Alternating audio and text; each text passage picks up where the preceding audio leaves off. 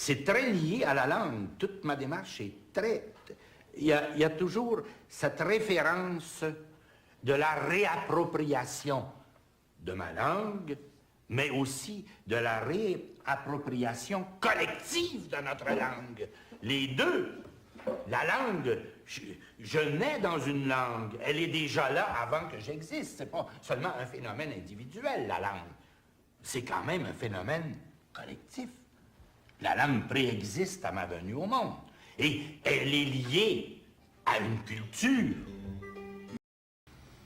On sent qu'il y a un poème qui tourne autour, puis ou bien non, qui se promène en nous, puis on n'arrive pas à mettre la main dessus.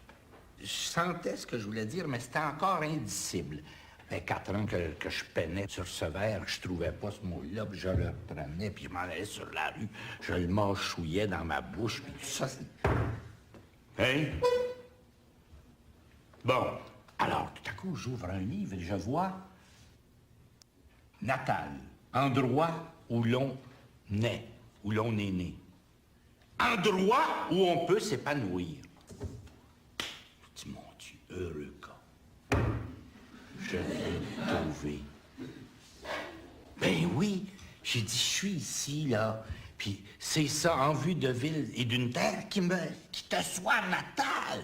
Non seulement l'endroit où je suis né, mais en 1954, là, on disait qu'on était dans la grande noirceur. Remarquez que on m'a dit ça par après, parce qu'à l'époque, il me semble qu'il faisait clair. Mais en tout cas,